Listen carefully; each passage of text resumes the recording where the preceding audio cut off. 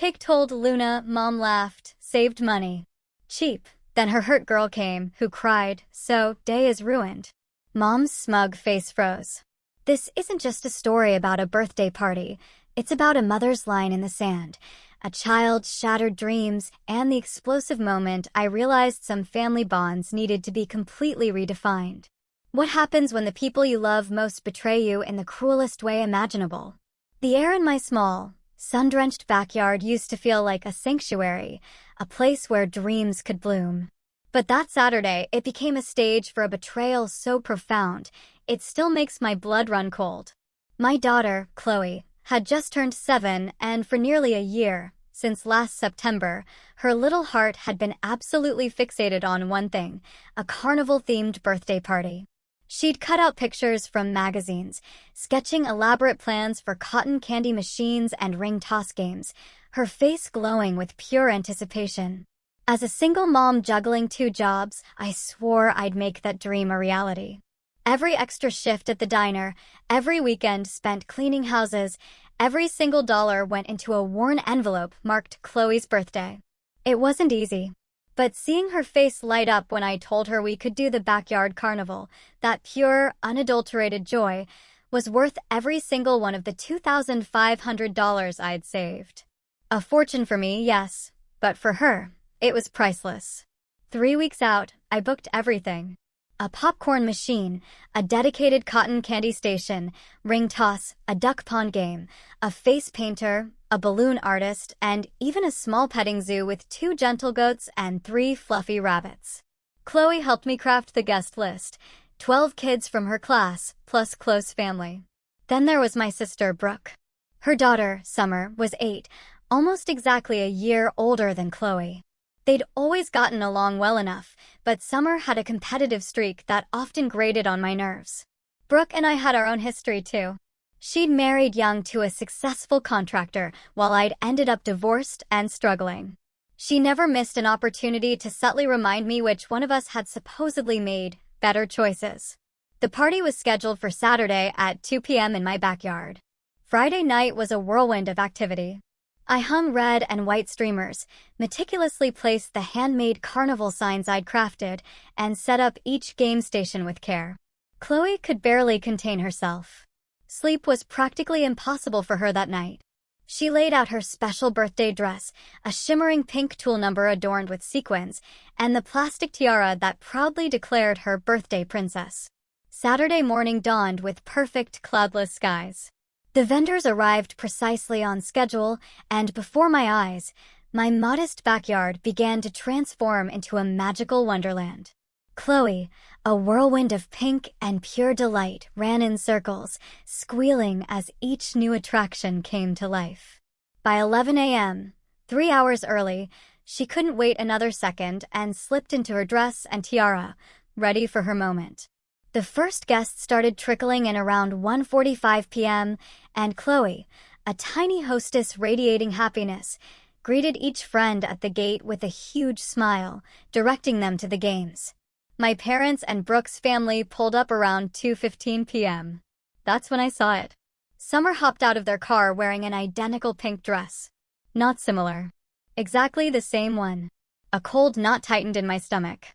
I raised an eyebrow at Brooke, who simply shrugged. Summer saw Chloe's dress when you posted that photo on Instagram, she said, her tone dismissive. She had to have the same one. You know how girls are. I swallowed my irritation, choosing to let it slide. I didn't want to cause a scene on Chloe's special day. The kids were already having a blast, and Chloe seemed too caught up in the excitement to even notice the matching outfits. Around 3:30 p.m., I went inside to retrieve the birthday cake I'd ordered from a fancy downtown bakery. It was a magnificent 2-layer vanilla cake with strawberry filling, decorated to look like a vibrant carnival tent with "Happy 7th Birthday, Chloe" written in cheerful, colorful frosting. When I'd ordered it, I'd even shown them Chloe's picture, and they crafted a small fondant figurine that looked just like her.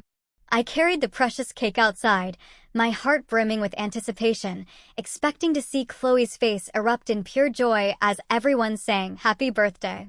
Instead, I stopped dead in my tracks. The cake in my hands, the one I had just been handed from my refrigerator, red, "Congrats, Summer," in the exact same colorful frosting.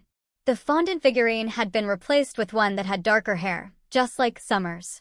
My hands started shaking, the cake wobbling precariously. I looked around frantically, my eyes scanning the yard. By the trash can, I spotted my original cake box, empty. A second cake box, one I'd never seen before, sat on the side table. "Mom," Chloe called out, running over, chocolate from the cotton candy smeared on her cheek. "Can we do the cake now?" Summer's getting impatient. I looked over at my mother, who was standing near the cake table, a guilty expression on her face. She'd obviously been inside my house while I was out watching the kids play. "What did you do?" I asked, my voice barely a whisper, desperate not to cause a scene in front of the children. My mom actually laughed. A light, airy sound that grated on my raw nerves. "Oh, honey, don't be so dramatic.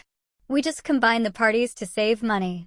I ordered Summer's cake from the same bakery this morning when I called to confirm your pickup time. Summer's birthday is next weekend, and Brooke was planning something similar. This way, everyone gets to enjoy the carnival and we don't have to do this twice. It's practical." Her words, so casual, so dismissive, hit me like a physical blow. A silent scream echoed in my mind. I looked at Chloe, who had gone completely quiet beside me. Slowly, her small, trembling fingers reached up and took off her birthday tiara. "But it's my party," she whispered so softly I almost didn't hear her. Brooke appeared at my mother's side, looking defensive, but not apologetic. "Chloe is still getting a party," she stated, gesturing around. "Look at all this. She should be grateful to share with her cousin." Grateful to share her own birthday party? I watched my daughter's face crumble as the devastating reality sank in. All these months of planning, saving, dreaming, and now half the kids were singing "Happy Birthday, Summer," while Chloe stood there, an uninvited guest at her own celebration. My vision went red. A cold, clear rage washed over me. I marched into the kitchen, my movements sharp and deliberate, and grabbed garbage bags from under the sink. Then I walked back outside, my eyes scanning the confused crowd of 7-year-olds. "Party's over," I announced, my voice steady despite the tremor in my hands. "Everyone needs to go home now." "Natalie, don't be ridiculous." My father, who had been chatting happily just moments before, stood up. "The children are having fun." I ignored him, already moving. I started dismantling the ring toss game, stuffing prizes into garbage bags with furious efficiency. "Chloe," I called out, my voice softening only for her. "Go pack your overnight bag. We're leaving." "Where are we going, Mommy?" she asked, tears streaming down her small, devastated face. "Somewhere that's just for you, baby," I promised, my own voice thick with unshed tears. "Somewhere nobody can take your birthday away." Was a blur of controlled fury. My anger, sharp and purposeful, became my fuel. I called each vendor, explaining there was a family emergency and asking them to pack up immediately. Most looked concerned, but all complied when I offered to pay their full contracted amount, plus a generous tip for the inconvenience. I canceled the petting zoo appointment I'd booked for the following weekend, a bonus treat for Chloe. I canceled a planned trip to the Children's Museum and a sleepover Chloe had planned with her best friend, Sophia. I was wiping the slate clean. Brooke, true to form, tried to intervene. "You're being completely unreasonable. Summer is devastated that you're ruining everything." "Summer is devastated?" I turned to face her, a heavy bag of deflated carnival decorations in each hand. "My daughter has been planning this party for 8 months. I worked double shifts to afford this. And you think Summer is the victim here?" "It's just a party, Natalie," Brooke retorted, her voice dripping with condescension. "Don't be so selfish." "Selfish for wanting my own daughter to have her own birthday celebration?" My jaw clenched. I continued packing, my movements relentless. Chloe sat on the porch steps, still in her princess dress, watching her dream party disappear into garbage bags. My heart was breaking for her, but I knew I couldn't let this stand. If I allowed them to steamroll us today, they would do it again and again. My mom tried a different approach. "Honey, I was just trying to help.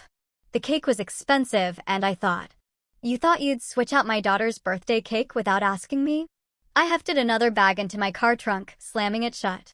"You went into my kitchen, threw away the cake I ordered and paid for, and replaced it with one for Summer. "I saved the Chloe cake," she exclaimed, as if that made it okay. "It's in your freezer. We can use it next weekend for a small family dinner." A small family dinner? After her cousin already had the big carnival party Chloe had dreamed about for months? The insult was unbearable. By 5 p.m., my backyard looked like a crime scene. Scattered popcorn kernels lay beside deflated balloons caught in the fence. The lingering smell of cotton candy mingled with the heavy scent of disappointment. Chloe had changed into her regular clothes and was sitting quietly in the passenger seat of my Honda Civic, clutching the tiara she'd taken off hours earlier. I drove us to a family-friendly hotel in town, a Hampton, that offered reasonable rates. My emergency credit card could handle a few nights, and I needed Chloe to feel special somewhere that was just ours. I booked a room with 2 beds, and we ordered pizza delivery. Pepperoni, Chloe's favorite. From the lobby market, I grabbed chocolate chip cookies and a pint of ice cream. "Are you mad at me, Mommy?" Chloe asked, her small voice hesitant as we waited for our food. "Mad at you, baby?" I hugged her tight, my voice thick with emotion. "No. I'm mad at the adults who made you feel like your birthday didn't matter. You did nothing wrong, sweetheart." She nodded solemnly and turned on the cartoon channel. I sat beside her on the enormous hotel bed, trying to process the emotional earthquake that had just shaken our lives. My phone started buzzing around 6 p.m. "First, Brooke, you're acting like a child. Come back so we can talk about this reasonably." Then my mother, "Chloe is missing her own party. Summer is asking where her cousin went." My father chimed in an hour later. "This is embarrassing for the whole family. People are asking questions." By 8 p.m., I had 17 missed calls and 43 text messages. The general consensus seemed to be that I was overreacting, ruining everyone's fun, and traumatizing poor Summer, who apparently didn't understand why Chloe left her birthday party. They were still calling it Summer's party. I turned off my phone and focused on Chloe, who was finally smiling again as she demolished her ice cream sundae. We watched movies until she fell asleep, curled up next to me, her tiara on the nightstand, glittering softly in the lamplight. Sunday morning brought a new wave of messages. Brooke had apparently spent the night crying because Summer was confused and hurt by the whole situation. My mother wanted to know when I planned to stop this nonsense and bring Chloe home for a proper family dinner. But the message that really got to me came from my cousin Christine, Brooke's sister-in-law. "Heard about yesterday," it read. "Brooke's been telling everyone you had a breakdown over sharing a party. Just wanted you to know that Summer's been bragging to her friends about her carnival party all weekend. Thought you should know." Summer was bragging about Chloe's party. The party I'd worked double shifts to afford. The party Chloe had planned for 8 months was now Summer's story to tell. A white-hot clarity descended upon me. I made a decision that morning that would change everything. Instead of going home, I extended our hotel stay through Tuesday. I called in sick to both my jobs, something I had never done except when Chloe had pneumonia 2 years ago. Then I did something I'd been avoiding for 3 years.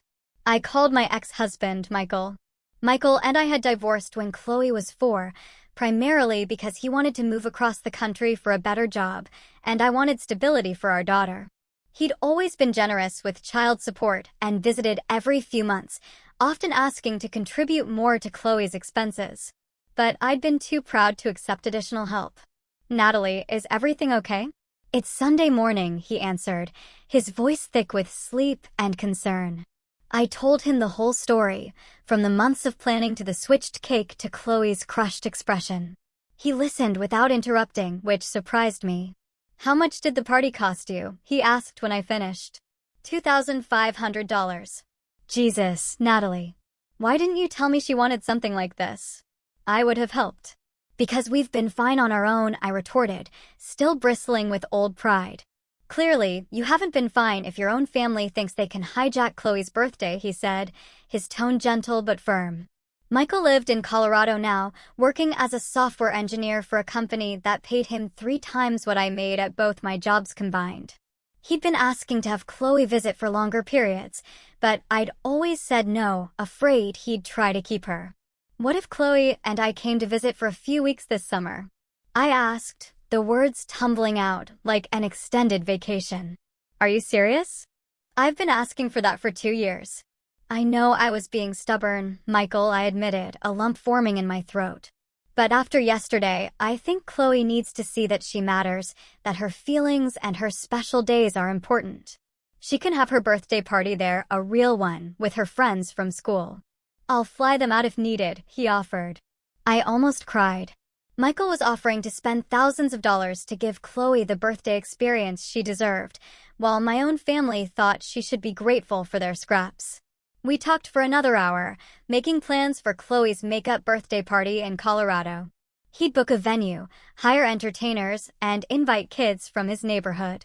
Chloe could stay with him for 3 weeks in late June and early July after her school year ended, having adventures and feeling truly valued. When I told Chloe about the Colorado plan, she perked up for the first time since Saturday. Will it be just my party, not Summer's too? She asked, her eyes wide with hope. Just yours, baby. Just yours. And will my name be on the cake from the very beginning? Your name will be on everything, sweetheart. Daddy's going to make sure of that. The light slowly returned to her eyes and a soft smile touched her lips. Monday morning, I went back to work with a new perspective.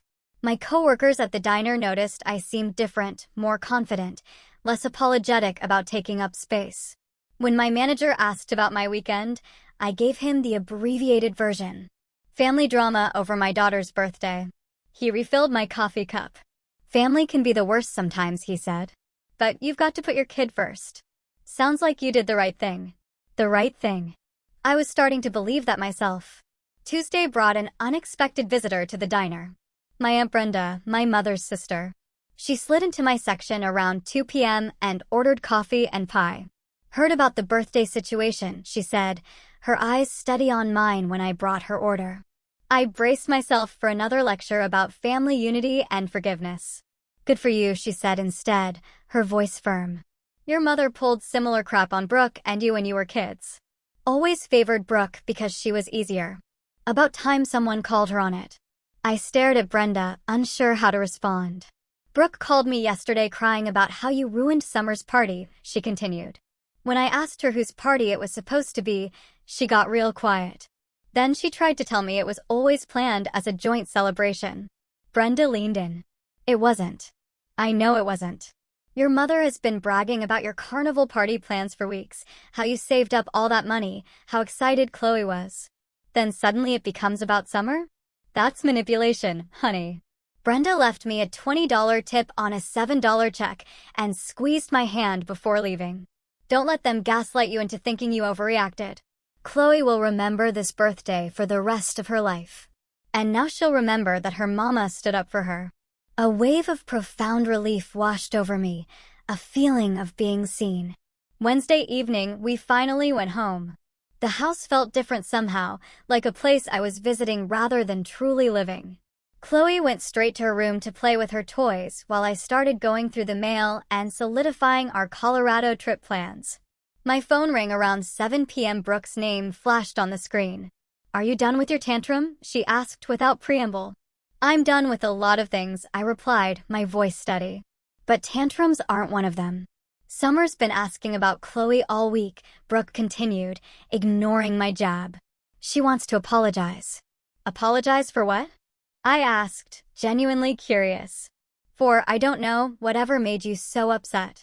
She's 8 years old, Brooke. She doesn't need to apologize for anything. The adults who decided to steal her cousin's birthday party are the ones who owe apologies. Nobody stole anything. We just combined. You combined nothing. I stated, my voice firm. You took my daughter's party and gave it to yours. There's a difference. Brooke went quiet for a moment. Mom wants to have a family dinner this weekend to talk things through, she finally said. Chloe and I won't be available for family dinners for a while. What do you mean? We're going to Colorado to visit Michael for 3 weeks this summer. Chloe's going to have her real birthday party there.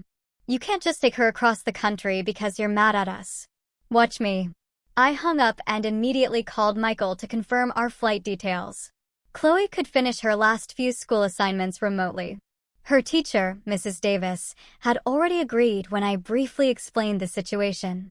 We'd leave in 2 weeks.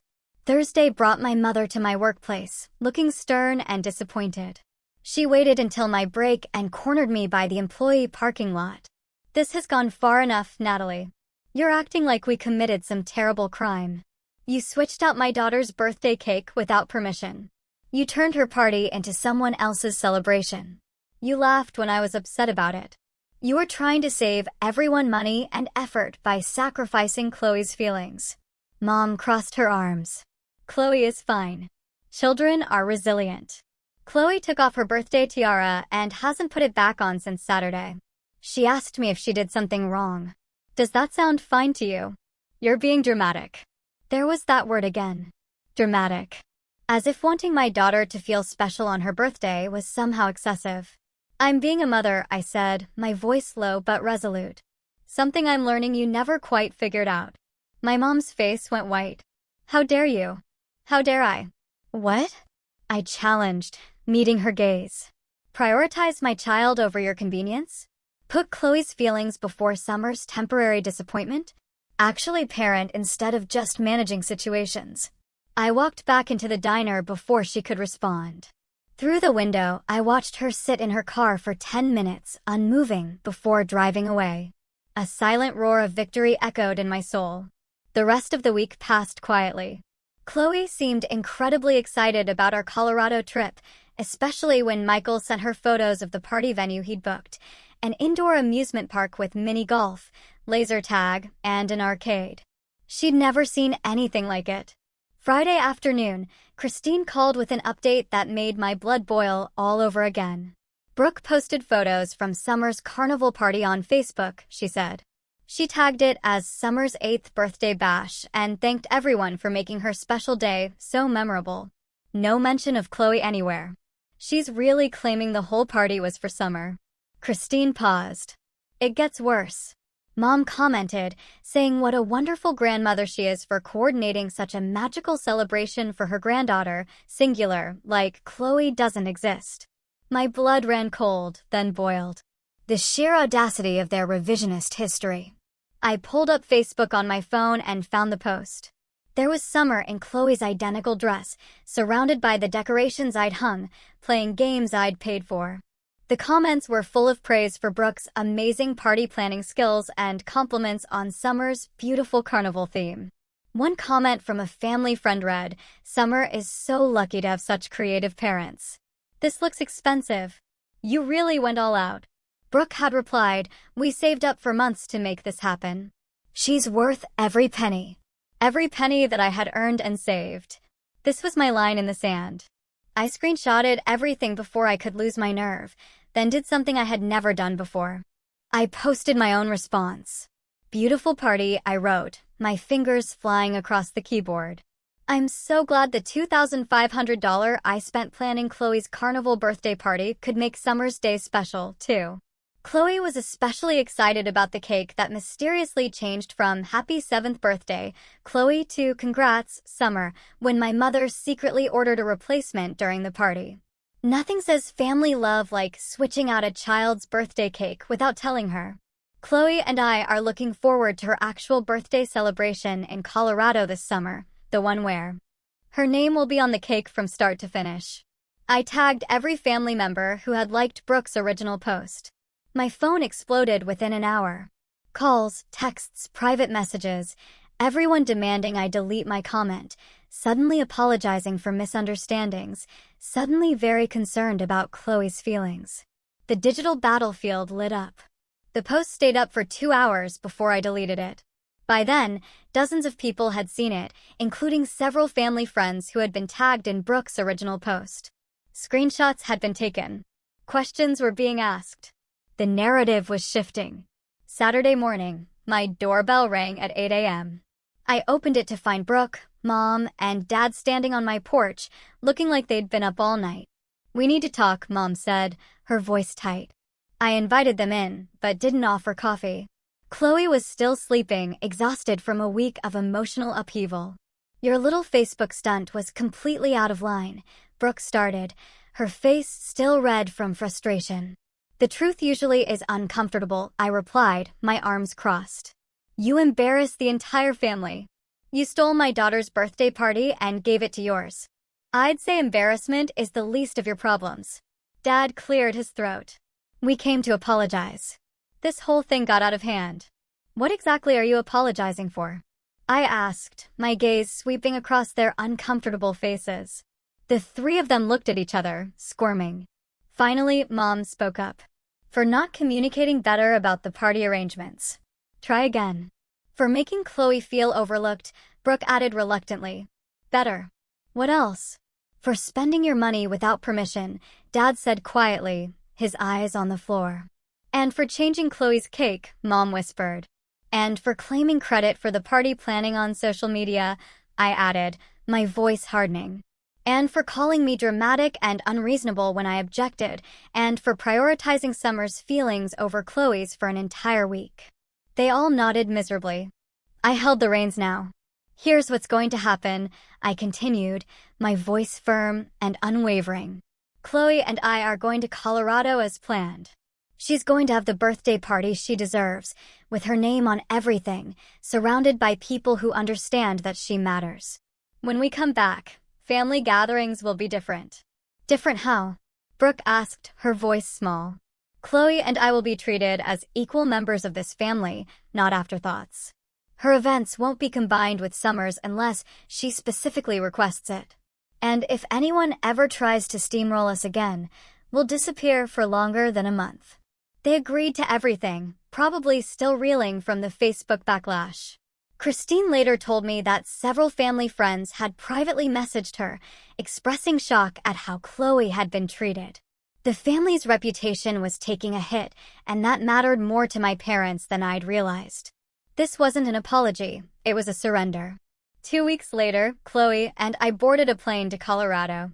She wore her birthday tiara the entire flight, chatting excitedly with the flight attendants about her upcoming party. When we landed, Michael was waiting with a bouquet of flowers and a huge smile.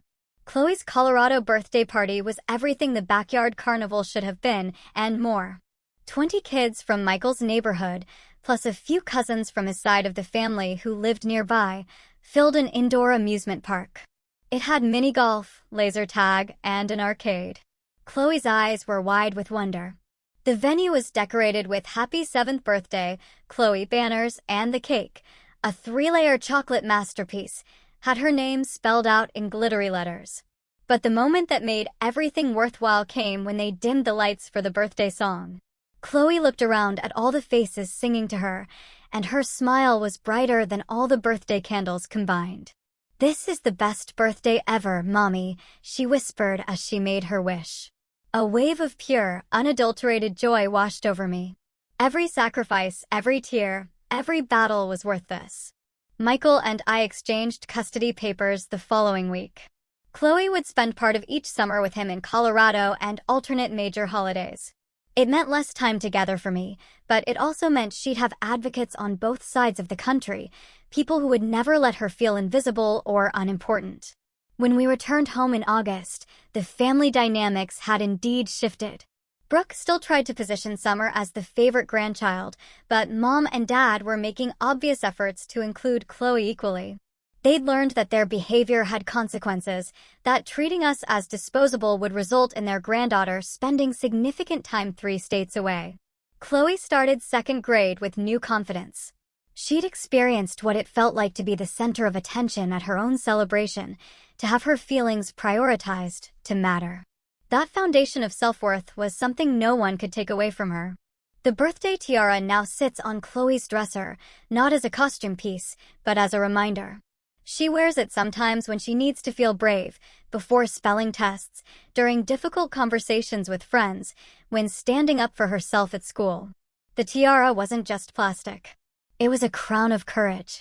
By the way, if you're still with me and rooting for Chloe and me, make sure to hit that subscribe button.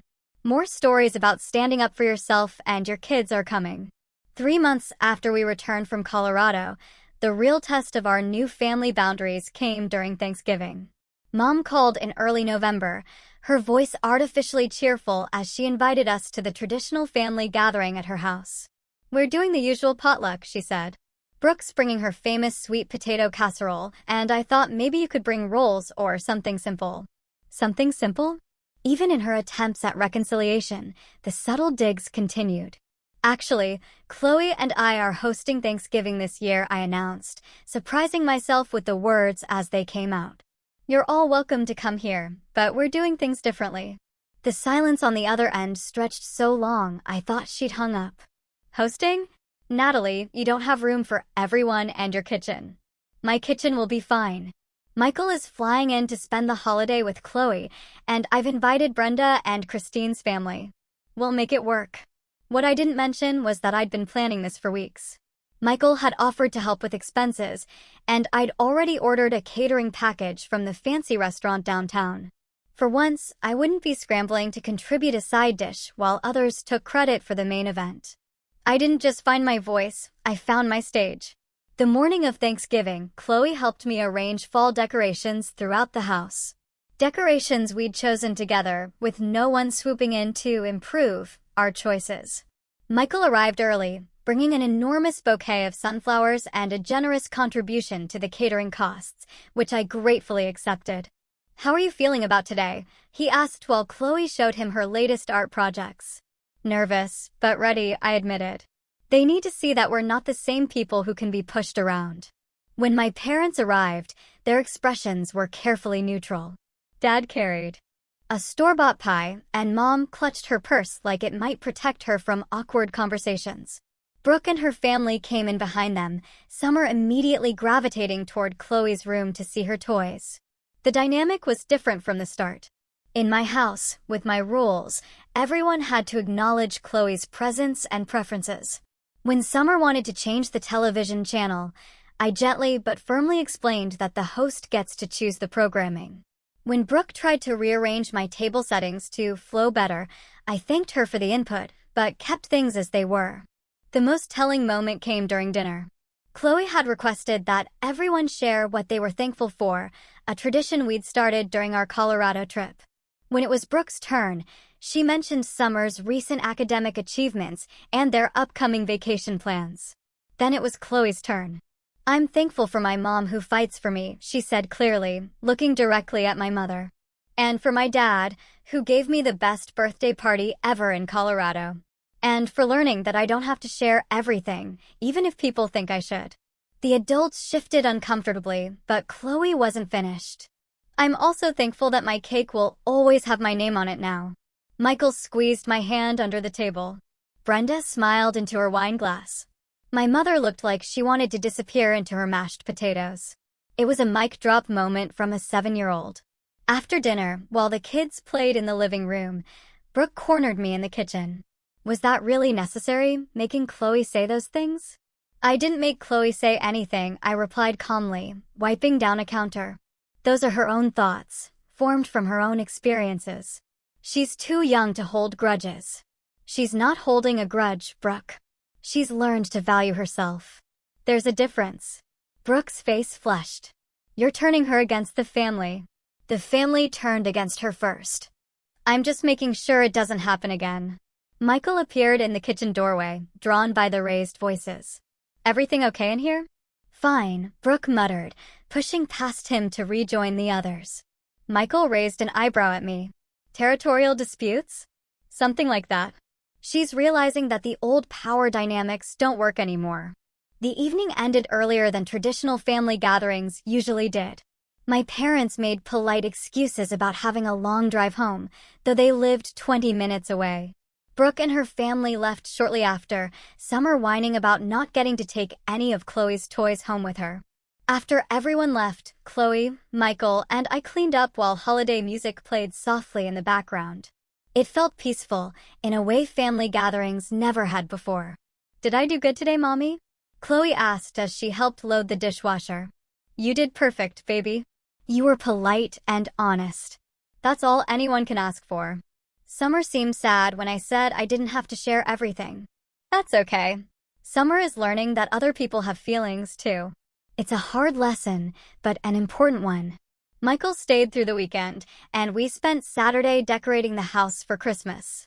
Chloe insisted on making ornaments with her name on them, a small but significant declaration of her place in our holiday traditions. When Michael flew back to Colorado, he left behind more than just presents under the tree. He had left Chloe with a knowledge that she had advocates in multiple states, people who would prioritize her feelings and experiences. December brought its own challenges.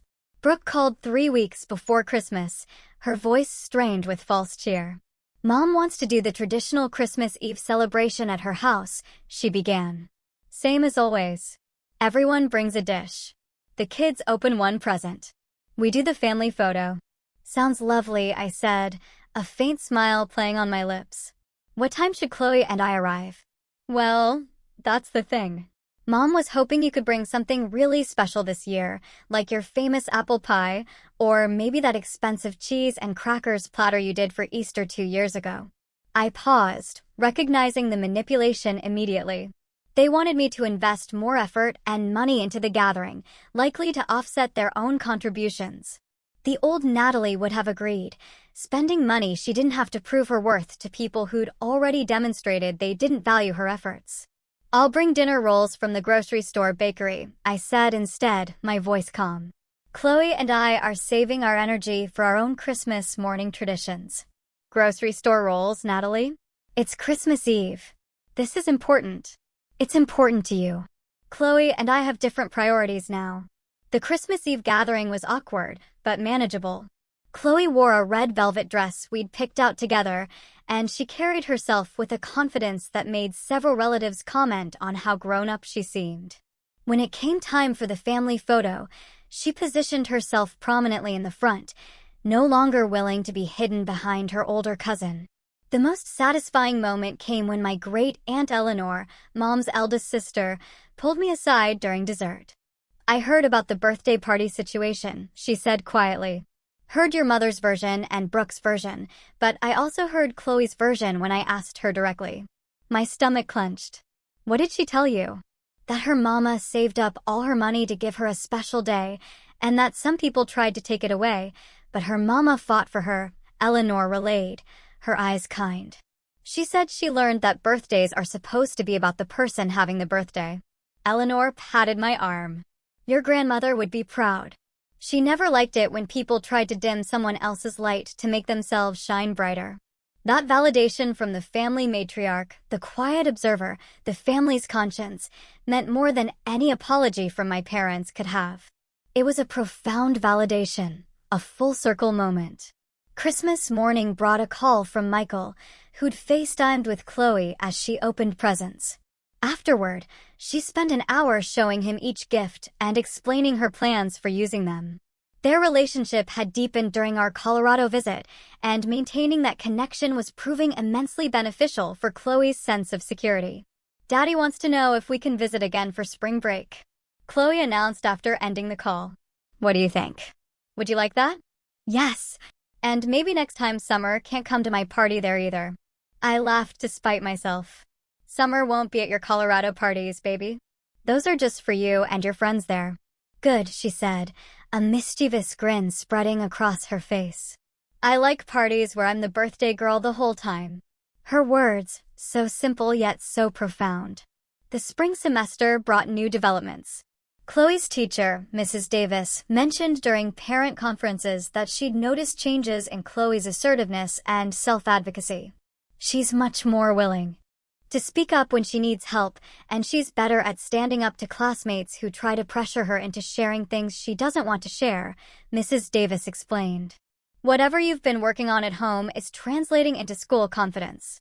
That confidence was tested in March when Summer's birthday approached. Brooke called a month in advance, her tone carefully casual. "We're planning Summer's party for the last Saturday in March. Just a small pool party at the community center. Summer specifically asked for Chloe to be there." "That sounds nice," I replied, playing along. "What time should we arrive?" "Actually," Brooke began, her voice taking on a sweet, almost pleading tone, "I was wondering if you'd be willing to help with some of the setup. You did such an amazing job with the carnival theme, and I thought maybe you could bring some of that creativity to Summer's party." There it was. The request for my labor and expertise, wrapped in false compliments and family obligation. The trap was obvious now, glittering with insincere flattery. The old Natalie would have agreed, eager to prove her usefulness and maintain peace. The new Natalie had different priorities. "I'm sure you and Mom can handle the setup just fine," I said. "Chloe and I will see you at party time. But Natalie, I really need help. The pool area is so big and I don't have your eye for decorations." "Brooke," I said, a slight pause for emphasis. "You managed to completely transform Chloe's carnival party in the space of an hour. I'm confident you can handle Summer's pool party." She went quiet, realizing I had just subtly reminded her of her own capability for party manipulation. I didn't need to prove anything anymore. Summer's pool party ended up being perfectly fine without my assistance. Chloe enjoyed swimming with her cousin and the other kids, but she came home talking about how nice it was to attend a party without worrying about anyone changing the decorations or switching the cake. "I felt like a regular guest," she told me while we dried off her swimsuit. "I didn't have to worry about anything except having fun." The relatives still blow up my phone occasionally, usually when they want something or when Summer achieves some milestone they think should be celebrated with fanfare. But Chloe and I have our own traditions now, our own definitions of what family support looks like. We've learned to protect our energy and our joy from people who would diminish both for their own convenience. Chloe's 8th birthday is coming up in a few months, and she's already making plans. This year, she wants a science party with volcano experiments and slime-making stations. She's drawn detailed diagrams of her vision, complete with her name prominently featured on every decoration. "Will you save up money for my party again, Mommy?" she asked last week while working on her plans. "Of course, baby," I replied, kissing her head. "It's your special day, and nobody can change your cake this time." "Nobody, but you gets to decide what your cake says," she affirmed, nodding seriously, adding another detail to her party diagram. At almost 8 years old, she understands concepts that some adults in our family still struggle with, that her feelings matter, that her special occasions deserve protection, that she has advocates who will fight for her happiness. People ask me if I regret causing such a dramatic upheaval over just a birthday party. But it was never just a birthday party. It was about whether my daughter's feelings mattered, whether her joy was worth protecting, whether she deserved to be celebrated rather than sidelined. It was about dignity, respect, and a mother's fierce love. Looking back, the $2,500 was the best money I ever spent. Not because of the carnival games or the cotton candy, but because it taught me to fight for my daughter's place in the world. Chloe learned that her mother would move mountains to protect her happiness. And I learned that setting boundaries with family isn't selfish. It's essential. And if anyone ever tries to dim her light again, they'll find out just how dramatic this mama can be. Have you ever had to stand up to family to protect your child's joy? Or maybe you've been on the other side, seeing how quickly a special day can be hijacked. Share your stories in the comments below. I'm really curious to hear your take.